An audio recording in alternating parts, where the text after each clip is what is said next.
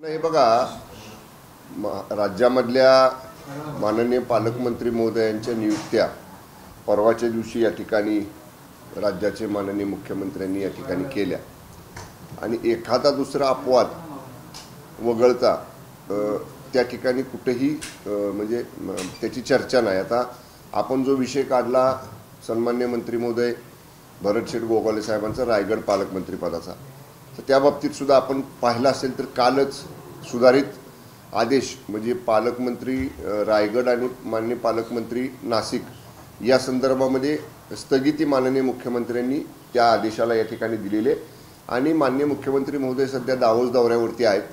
ते दावोस दौऱ्यावरनं परतल्यानंतर माननीय फडणवीस साहेब, माननीय शिंदे साहेब, माननीय अजितदादा ही एकत्र बसतील आणि नक्कीच रायगड आणि नाशिकच्या बाबतीत ते माननीय मुख्यमंत्री परदेश दौऱ्यावरनं परत आल्यानंतर त्याच्यामध्ये सुद्धा समन्वयातनं चर्चा करून निश्चितपणे मार्ग निघेल। मग सांगितलं ना मी आता नाशिक आणि रायगडचं आपल्याला जे सांगितलं ना की त्या बाबतीत तिथली थोडीशी चर्चा दोन ठिकाणची होती आणि थोडीशी नाराजी शिवसेनेच्या पदाधिकाऱ्यांच्या मध्ये होते, कारण आमचे माननीय दोन्ही मंत्री महोदय हे सिनियर आहेत। भरतशेठ गोगावले सुद्धा सिनियर आहेत, कारण मागच्या वेळी तर उलट ते त्यांचं नाव मंत्रिपदामध्ये असताना ते स्वतःहून त्या ठिकाणी थांबले आणि दुसऱ्या माननीय मंत्री महोदयांना त्या ठिकाणी दुसऱ्या माननीय आमदार महोदयांना त्यावेळी संधी मिळाली। त्यामुळं आणि माननीय दादाजी भुसे सुद्धा आमचे सिनियर मंत्री आहेत। त्यामुळे मला तर असं वाटतंय की फडणवीस साहेब परदेश दौऱ्यावरनं आले की माननीय शिंदे साहेब, माननीय फडणवीस साहेब, माननीय अजितदादा ही एकत्र बसतील आणि मी आपल्याला विश्वासानं सांगतो की यातनं सुद्धा चर्चेतनं निश्चितपणे मार्ग निघेल। एक जण विचारा ना, एक जण विचारा।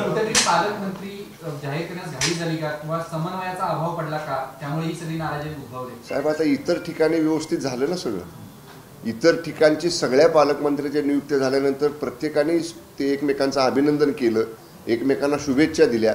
आता एखाद्या दुसऱ्या ठिकाणी जर अशा पद्धतीने चर्चा होत असेल तर ती सुद्धा समन्वयातनं आम्ही सोडवू ना। बिलकुल रायगड आणि नाशिक या दोन ठिकाणचा अपवाद वगळता इतर कुठेही कुरबुरी नाहीत।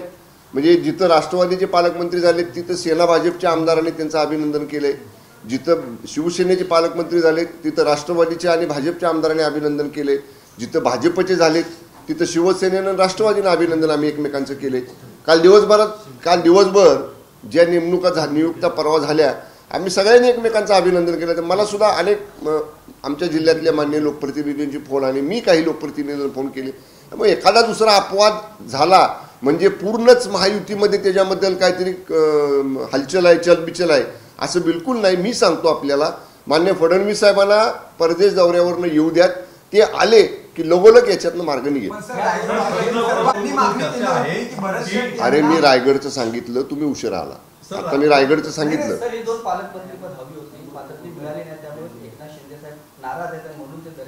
कोण म्हणलं असं? कोण राऊत? त्याला काय शिवसेनेतलं माहिती? शिवसेनेमध्ये काय आहे ते राऊताला काय माहिती? राऊताला काय काम नसते, सकाळी 9ला उठतात, तुम्ही लोक बूम घेऊन जाता पुढे किती बरळत सुटतात। मान्य शिंदे साहेबांचा दर्याचा पूर्वनियोजित दौरा होता, मी सुद्धा बरोबर जाणार होतो।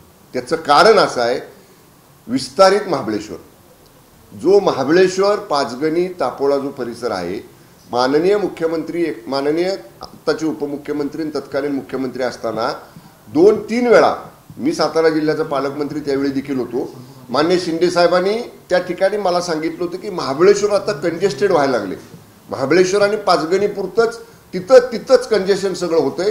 तर चारही दिशाला म्हणजे बघा, पाचगणीपासून वाईच्या बाजूला किंवा महाबळेश्वरपासून तापोळ्याच्या बाजूला, तापोळ्यापासून मुनावळ्याच्या बाजूला, मुनावळ्यापासून बॅकवॉटरला कोयना नगरच्या बाजूला किंवा या बाजूला तुमच्या महाबळेश्वरपासून माचुतर मेढा साईडला, या चारही बाजूला जिथं जिथं महाबळेश्वर एक्सटेंड करता येईल, विस्तारित करता येईल, वाढवता येईल, त्याची मी म्हणतो हे काय म्हणतो त्याला कन्सल्टिंग एजन्सी म्हणून म्हणजे प्लॅन DPR तयार करायची एजन्सी म्हणून MSRDCला नियुक्त माननीय शिंदे साहेब मुख्यमंत्री असतानाच केलेला आहे। त्या संदर्भामधला आम्हाला आढावा घ्यायचा होता, मी पण जाणार होतो। पण काल अचानक मला निरोप आला की जपानचं एक उच्चस्तरीय शिष्टमंडळ पर्यटनावरती चर्चा करण्यासाठी देशात आलेलं आहे आणि आज ते शिष्टमंडळ परत रवाना जपानला होणार आहे। तत्पूर्वी त्यांना राज्य सरकारच्या मंत्र्यांची भेट घ्यायची होती आज माननीय मुख्यमंत्री दावोसला आहेत, माननीय उपमुख्यमंत्री शिंदेसाहेब दरे दौऱ्यावरती आहेत आणि म्हणून मला निरोप आदेश मिळाला की जपानचं जे शिष्टमंडळ पर्यटनासाठी चर्चा करायला येणार आहे त्यांना मी स्वतः पर्यटन मंत्री म्हणून आणि आमच्या विभागाच्या अधिकाऱ्यांना घेऊन चर्चा करा, त्यांचा प्रस्ताव काय आहे तो समजावून घ्या आणि म्हणून मी थांबलो. नाहीतर मी सुद्धा ते एक्सटेंडेड महाबळेश्वर जे विस्तारित महाबळेश्वर आपल्याला करायचे त्याच्यासाठी शिंदेसाहेबांचा नियोजित दौरा आहे. शिंदेसाहेब बिलकुल या संदर्भामध्ये नाराज वगैरे आहेत, अशा अफवा कुणी उठवायची आवश्यकता नाही. सर, राजकीय वर्तुळात जी चर्चा आहे की भाजपला आता शिवसेनेपेक्षा राष्ट्रवादी अधिकची जवळ वाटू लागलेली आहे, त्यामुळे कुठे निर्णय घेताना राष्ट्रवादीच्या बाजूला जास्त भाजपचा कल असतो. अहो आता ह्या तर्क वितर्क आहेत आणि मी आपल्याला सांगतो आमची महायुती घट्ट आहे. पहिल्यांदा देखील माननीय शिंदेसाहेबांनी जेव्हा पाठीमागच्या काळामध्ये 2.5 वर्षाच्या काळात महायुती झाली, शिंदेसाहेब मुख्यमंत्री झाले, फडणवीस साहेब उपमुख्यमंत्री झाले आणि त्याच्यानंतर वर्षभरानंतर माननीय अजितदादांची राष्ट्रवादी काँग्रेस महायुतीमध्ये आली, तेव्हासुद्धा शिंदेसाहेबांनी फडणवीस साहेबांनी सांगितलं की आमचा तिसरा भाऊ आमच्या युतीमध्ये आलेला आहे आणि आम्ही हँड इन हँड हातात हात घालून काम करू. जी भूमिका, जो फॉर्म्युला, जे सूत्र मागच्या 2.5 वर्षात होतं तेच आत्ता आहे. बिलकुल महायुतीमध्ये कुठल्याही पद्धतीचं हा जवळचा का लांबचा, हा मोठा का तो छोटा असं बिलकुल नाही. तुम्ही माध्यमच ह्या गोष्टींची चर्चा करता. आता आम्ही काम करणारी मंडळी आहोत, आम्ही एकत्र एखादा विषय आला चर्चेला तर माननीय मुख्यमंत्री फडणवीस साहेब दोन्ही उपमुख्यमंत्र्यांचा विचार घेतात. माननीय शिंदेसाहेबांना एखादा निर्णय घ्यायचा असला शासनामधला तर शिंदेसाहेब फडणवीस साहेबांचा दादांचा विचार घेतात. दादांना एखादा वित्त विभागातला निर्णय घ्यायचा असला तर दादा फडणवीस साहेबांना शिंदेसाहेबांना विचारतात.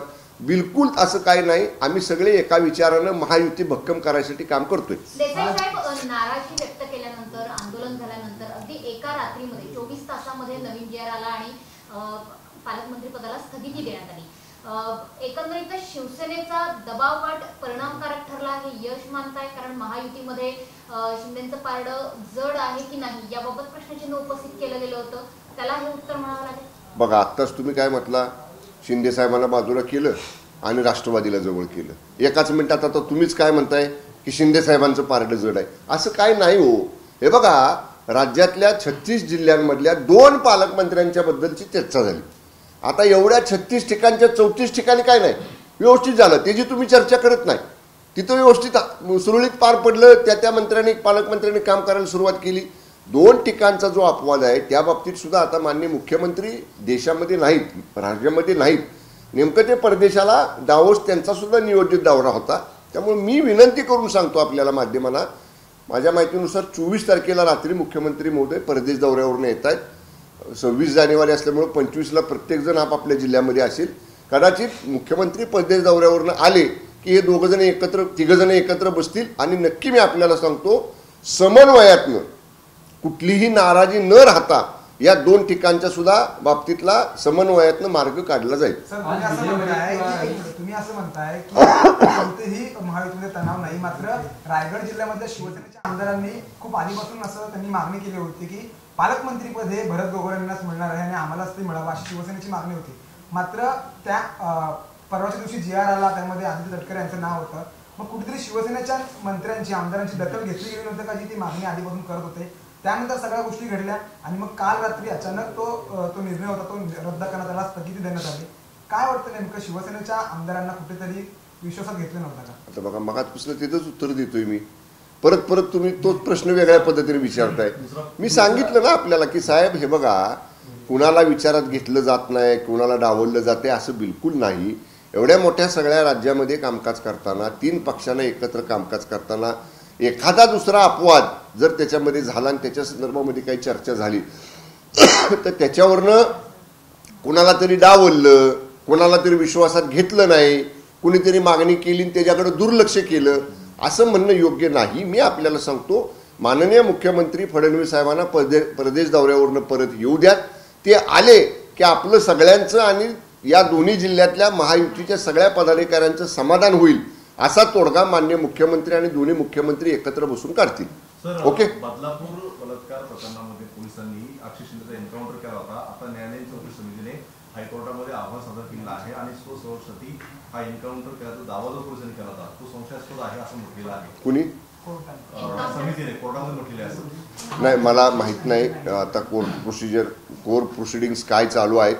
मी वाटलं तर मी तिथल्या स्थानिक जे काय तपास अधिकारी आहेत त्यांच्याशी बोलतो, किंवा आमची पोलिसांची बाजू मांडणारे जे सरकारी वकील असतील त्यांच्याशी, किंवा इन्व्हेस्टिगेशन ऑफिसर ज्यांनी कुणी मान्य न्यायालयापुढे आपली बाजू मांडली असेल त्यांच्याशी मला बोलावं लागेल.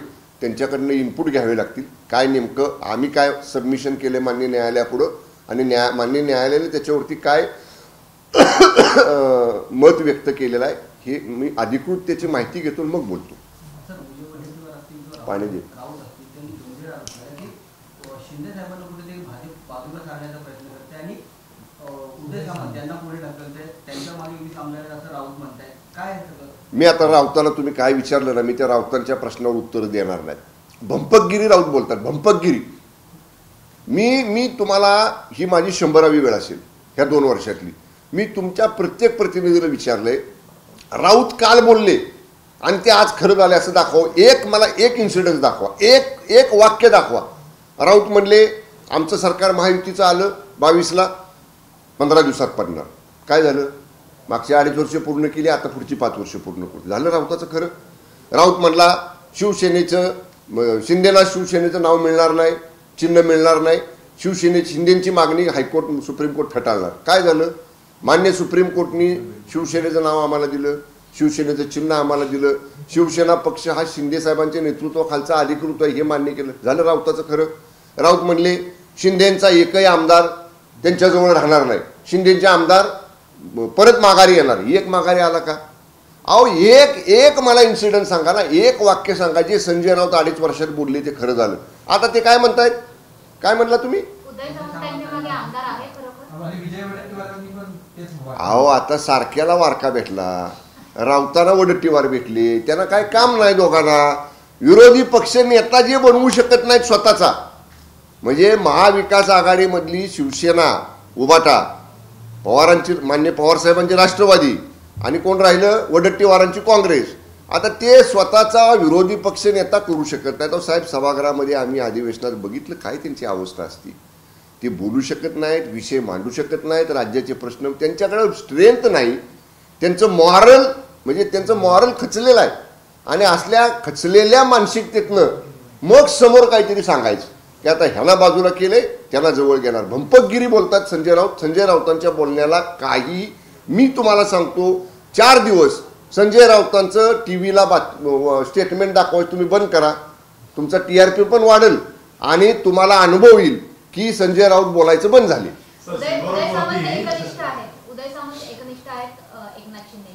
मॅडम, ज्या दिवशी 2022ला आम्ही माननीय शिंदे साहेबांच्या नेतृत्वाखाली एक वेगळी भूमिका शिवसेनेमध्ये घेतली, त्या दिवशी जे लोक आम्ही माननीय शिंदे साहेबांबरोबर गेलो, एक माणूस त्यातला हल्ला का, एक आमदार सुद्धा त्यातला हल्ला नाही. साहेबांनी काय सांगितलं होतं फ्लोर ऑफ द हाऊसवर, एकही यातला आमदार मी पडू देणार नाही. काही ठिकाणी खासदारांची आमदारांची तिकीट बदलली, त्यांना विधान परिषदेवर आपण या ठिकाणी पुन्हा संधी दिली. साहेबांनी सभागृहामध्ये मान्य शिंदे साहेबांनी सांगितलं होतं की फडणवीस साहेबांनी आम्ही 200+ आमदार निवडून आणले 237 आमदार निवडून. चेहरा कुणाचा होता? विधानसभेला समोर जाताना कुणाच्या नेतृत्वाखाली निवडणुका लढल्या? शिवसेनेचे तत्कालीन मुख्यमंत्री आणि महायुतीचे नेते म्हणून आदरणीय शिंदे साहेबांनी नेतृत्व केलं. फडणवीस साहेबांनी आणि अजितदादांनी त्याला भरभक्कम साथ केली. त्यामुळं शिंदे साहेबांचं नेतृत्व असं आहे, एकही आमदार, एकही खासदार, एकही माजी आमदार, एकही माजी खासदार, एकही जिल्हा प्रमुख, एकही तालुका प्रमुख, एकही आजी माजी पदाधिकारी हा ज्या दिवशीपासून आम्ही माननीय शिंदे साहेबांच्या नेतृत्वाखाली एक भूमिका घेतलेली आहे तेव्हापासून माननीय शिंदे साहेबांना सोडून बाजूला गेलेला नाही. आणि मी आपल्याला दाव्यानं सांगतो पुढे सुद्धा आमचा एकही पदाधिकारी माननीय शिंदे साहेबांना सोडून बाजूला जाणार नाही. याचं कारण शिंदे साहेबांचं नेतृत्व हे सामान्य शिवसैनिकाला, त्या शिवसेनेतल्या मोठ्या नेत्याला जीवाला जीव देणारं ते नेतृत्व आहे. आपल्या कार्यकर्त्यासाठी, आपल्या पदाधिकाऱ्यासाठी, आपल्या शिवसैनिकासाठी वेळ प्रसंगी स्वतःच्या जीवाची पर्वा सुद्धा न करता धावून येणारा नेता महाराष्ट्रातला कोण असेल तर ते आदरणीय एकनाथजी शिंदे साहेब आहेत. त्यामुळे शिंदे साहेबांच्या बरोबरचा एकही लोकप्रतिनिधी, एकही आमदार, माजी आमदार कुणीही कधीही बाजूला जाणार नाही, जाऊ शकत नाही. शरद पवारांना बस की आता. उद्धव ठाकरे आदित्य ठाकरे, संजय राऊत गेलेले आहेत. कुठेतरी महाविकास आघाडीच्या भवितव्यासाठी चर्चा होईल अशा प्रकारची चर्चा आहे. कसं होतं यावेळी महाविकास आघाडीच्या भवितव्यासाठी? महाविकास आघाडीच्या भवितव्यासाठी म्हणण्यापेक्षा उबाटाच्या भवितव्यासाठी ही धडपड चालू आहे. पूर्वी बघा मातोश्रीमध्ये लाईन लागायची. आम्ही होतो त्यावेळी मातोश्रीमध्ये शिवसैनिक म्हणून काम करत होतो. मोठे मोठे नेते महाराष्ट्रातलेच नाही, म्हणजे आता जे तुम्हाला टी व्हीवर दिसत आहेत ना आज सिल्वर ओकवर भेटायला गेलेले त्या नेत्यांच्या पेक्षा मोठे नेते मातोश्रीवर यायचे. स्वर्गीय हिंदुहृदय सम्राट आदरणीय बाळासाहेब ठाकरे साहेबांना भेटायला. हा रुतबा, हा दरारा, हा करारा हा मातोश्रीचा होता. आता मातोश्री उबाटाच्या प्रमुखांना सुद्धा, युवराजांना सुद्धा उठून मातोश्रीतनं उठून सिल्वर ओकला जावं लागते. ही अवस्था आली. कशामुळं आली याचा थोडा त्यांनी विचार केला पाहिजे. राहिला प्रश्न महाविकास आघाडीचा. त्यांना लकलाभ होऊ द्या, त्यांनी किती बैठका घेऊ द्यात, त्यांनी किती एकमेकांना गळेभेट करू द्यात. महाविकास आघाडी ही दिवसेंदिवस ही कमी होत जाणार आहे. जशी अवस्था त्यांची विधानसभेत झाली की ते विरोधी पक्ष नेता सुद्धा त्यांचा करू शकले नाहीत, तशीच अवस्था महाविकास आघाडीची येणाऱ्या नगरपालिका, येणाऱ्या महानगरपालिका, येणाऱ्या नगरपंचायती, येणाऱ्या जिल्हा परिषद, येणाऱ्या पंचायत समितीत होईल. या सगळ्या स्थानिक स्वराज्य संस्थेच्या निवडणुकीत महायुती म्हणून आम्ही मान्य फडणवीस साहेबांच्या, मान्य शिंदे साहेबांच्या, मान्य दादांच्या नेतृत्वाखाली भक्कमपणे पुढे जाऊ आणि विधानसभेला जसं मॅन्डेट मिळालं तसं मॅन्डेट महाराष्ट्रातल्या जनतेचं मिळवण्याचा प्रयत्न आमचा स्थानिक स्वराज्य संस्था निवडणुकीत असेल. धन्यवाद. धन्यवाद. अभी इनका हिंदी में होने दो. नवी मुंबईतील काही कंत्राटी कर्मचारी आंदोलन करत आहेत गेला महिनाभर. जेव्हा मुख्यमंत्री एकनाथ शिंदे मुख्यमंत्री होते तेव्हा त्यांनी नवी मुंबई महापालिकेला अशा सूचना केल्या होत्या पत्रक काढून की समान काम समान वेतन लागू करावा. राज्य सरकारची कोणतीही यामध्ये हे नाहीये, आम्हाला काही टेन्शन नाहीये. मात्र महापालिकेने त्यांच्या अखत्यारीत याच्यावरती निर्णय घ्यावा. मात्र अद्यापही कोणताही निर्णय महापालिकेने घेतलेला नाहीये. ते कर्मचारी गेल्या महिन्याभर त्या ठिकाणी आंदोलन करत बसलेले आहेत. मी या बाबतीतली माहिती, आता ठाणे जिल्ह्यामध्ये आमचे नवीन सहकारी मंत्री झालेले आहेत मान्य प्रताप सरनाईक साहेब, मी त्यांच्याशी बोलतो आणि मान्य प्रताप सरनाईक साहेब मान्य शिंदे साहेबांची चर्चा करतील. कारण महानगरपालिका मुंबई असा जर हा विषय असेल आणि तिथल्या तात्पुरत्या स्वरूपामध्ये, टेम्पररी स्वरूपामध्ये काम करणाऱ्या कर्मचाऱ्यांचा जर तो विषय असेल तर तो एवढी म्हणजे नगरविकास विभागाशी संबंधित आहे. तर मान्य प्रताप सरनाईक साहेबांशी मी चर्चा करेन, ते शिंदे साहेबांशी बोलतील. आणि जर यापूर्वी मान्य शिंदे साहेबांनी मुख्यमंत्री असताना काही आदेश दिले असतील तर नक्की त्या आदेशाचं पालन त्या ठिकाणी केलं जाईल.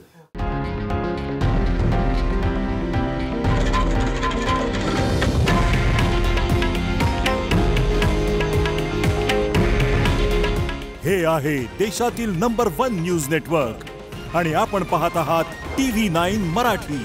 काळजी तुमची, हित महाराष्ट्राचं.